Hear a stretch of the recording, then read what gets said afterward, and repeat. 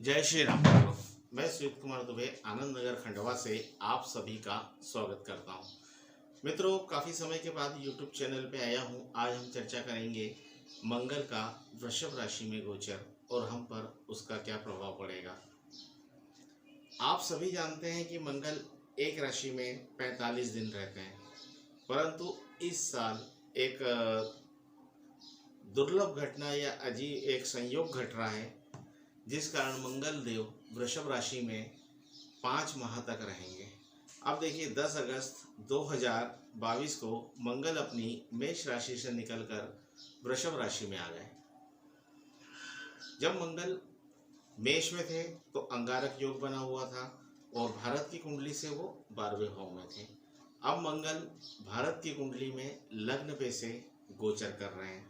अंगारक योग तो खत्म हो गया है, लेकिन अब इसका यहाँ पर जो इम्पेक्टेशन आ रहा है वो एक अजीब तरीके की कुछ घटनाओं को इंडिकेशन दे रहा है, क्योंकि राहु ऑलरेडी है ही नेटल चार्ट में, राहु लग्न में ही बैठे हुए हैं। मंगल अब राहु देव को नेटल चार्ट में उसको टच करते हुए निकलेंगे। मंगल हमारी भारत की कुंडली में अगर हम देखें तो मंगल जो है दूसरे भाव पे बैठे हुए हैं, यानी कि धन भाव पे मंगल बैठे हुए हैं। तो कई तरह की अप्रिय घटनाओं से होकर हमको निकलना है, एक नई तरह की परेशानियां आ जाएगी, ये सारी चीज़ होगी। अब हर 2.5 वर्ष के बाद सूर्य से पंचम या नवम भाव में आने के बाद गोचर में वक्री होकर उल्टी चाल चलते हुए किसी राशि विशेष में 5 से 6 माह तक भी मंगल रहते हैं। अगर आप देखेंगे तो इस साल भी ऐसा ही संयोग बना हुआ है, आप कुंडली निकाल के देख सकते हैं।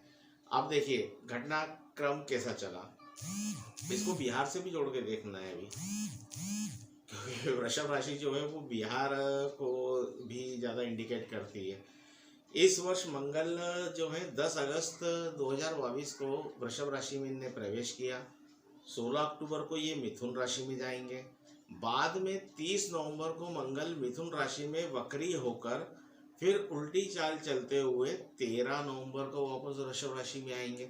इसका मतलब है कि इस दरमियान मंगल जब वक्री होकर उल्टा चलते हुए वापस आएंगे तो उनकी गति भी मंद हो जाएगी, स्लो गति से आएंगे। और इसके बाद में अगले 12 मार्च तक उनको वहीं रहना है, अगले वर्ष 12 मार्च तक रहेंगे।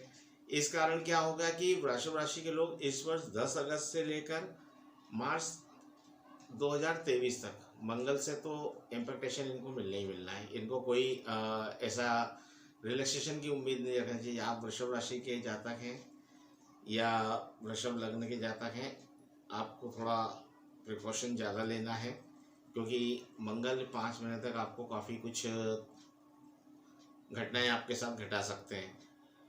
ठीक है, आजाद भारत की कुंडली की हमने चर्चा कर ही ली है। वृषभ लग्न की है, राहु विराजमान है, मंगल मिथुन राशि में दूसरे स्थान जिसे धन स्थान कहते हैं बैठे हुए हैं। मंगल का वृषभ और मिथुन राशि में गोचर जो होता है, मंगल का वृषभ और मिथुन राशि को गोचर में पीड़ित करना भारत में महंगाई बढ़ाने वाला। पहली चीज, भारत में क्या होगा, महंगाई बढ़ेगी।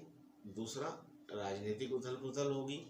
तीसरा, बड़ी वाहन दुर्घटनाएं हमको देखने को मिल सकती है और अचानक होने वाली अशुभ घटनाओं का ये कारण बन सकता है। केंद्र में सत्ताधारी दल जो भी है उनके लिए कुछ ठीक नहीं लग रहा है, कहीं ना कहीं कुछ अप्रिय घटनाओं की स्थिति दिखती है। ठीक है, और अब इसमें क्या होता है कि वृषभ राशि को अगर हम ध्यान से देखें तो वृषभ राशि जो है वो चौपायों को इंडिकेट करती है। अगर हमने उसका चिन्ह समझा है तो वो बैल बताया है, उसके चिन्ह को वहाँ पे बैल इंडिकेट किया है। तो 4 पैर वाले जो पशु होते हैं, दुधारू होते हैं, उससे संबंधित माना जाता है वृषभ राशि को। शुक्र का भी आप देखेंगे, शुक्र को भी इसी से रिलेटेड किया जाता है। सफ़ेद वस्तु या सफ़ेद दूध दही जो भी रहता है, इनसे शुक्र को हम लोग इंडिकेट करते हैं। तो इनकी कीमतों में आपको बढ़ावा मिलेगा। अगर आपने ध्यान से पेपर देखा होगा या पढ़ा होगा न्यूज़ में, अभी हाल ही में 10 अगस्त के बाद, पहले नहीं, 10 अगस्त के बाद की घटना है ये। 10 अगस्त के बाद दूध के भाव बढ़े हैं। इसके बाद में कुछ जीएसटी लग गए हैं, दूध दही पे जो पहले जीएसटी नहीं लगता था उस पर भी ये लग गए। इस कारण इसके भी रेट को हाई कर दिया है। तो ये सारी चीज़ें घटनाएं स्टार्टअप हो चुकी हैं, छोटे छोटे लेवल पे आपको दिख रही है। अब आप इसको और आगे जाके देखेंगे, अब इसमें क्या क्या होगा, चंदन के भाव बढ़ जाएंगे, केसर बढ़ जाएगा, वस्त्र, कपास, ये सब महंगे होंगे, अनाज सभी प्रकार के महंगे हो जाएंगे। ठीक है, ये सारी चीज़ें होगी।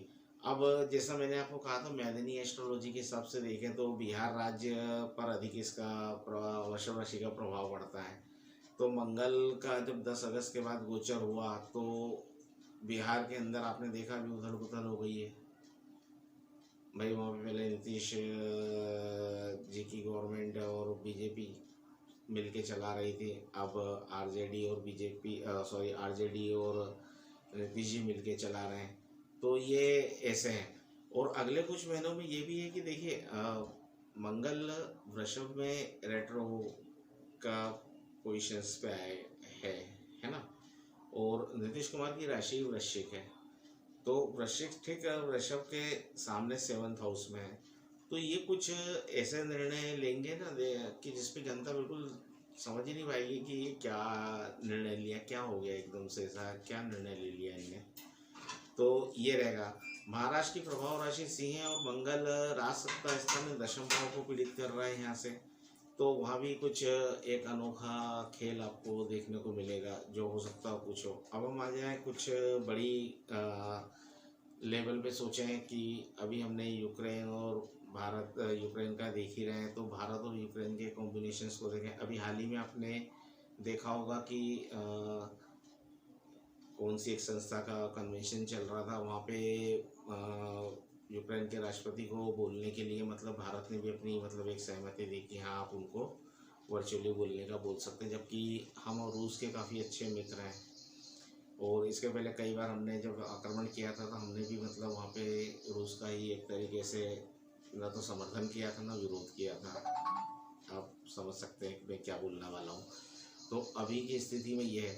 तो लंबे समय तक गोचर हो रहा है। शनि का मकर राशि में भी गोचर चल रहा है। अब वृषभ राशि में मंगल देव चल रहे हैं और शनि को अब हम थोड़ा सा शनि की तरफ भी चलें तो शनि देव जो है मकर राशि में 17 जनवरी 23 तक रहेंगे। यूक्रेन की जो कुंडली है, स्थापना कुंडली है, उसमें मकर लग्न है, मकर राशि है।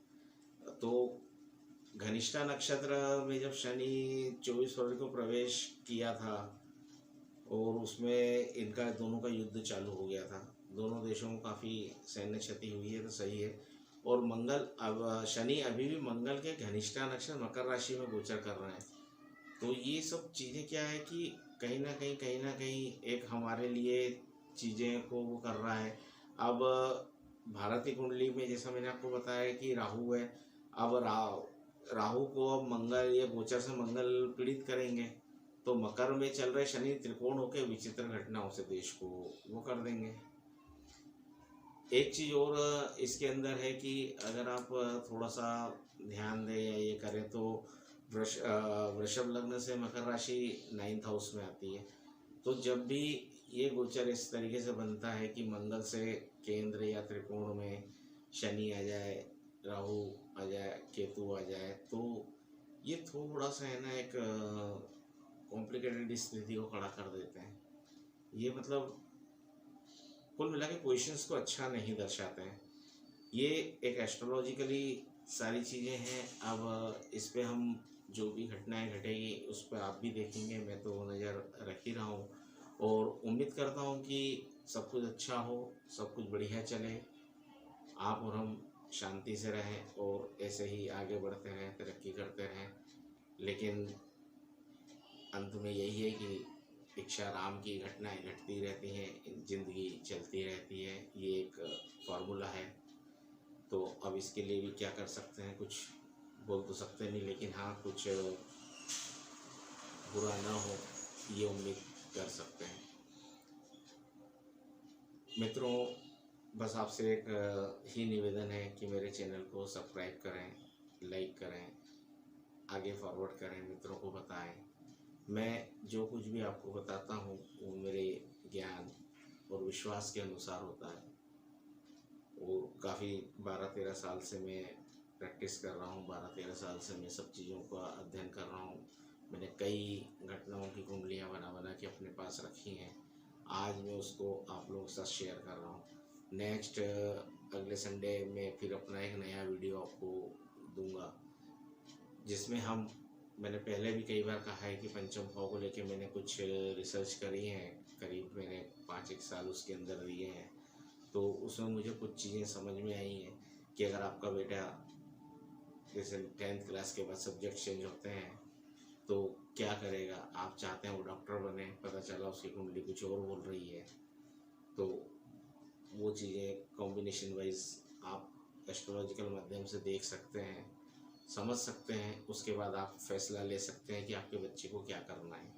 धन्यवाद मित्रों।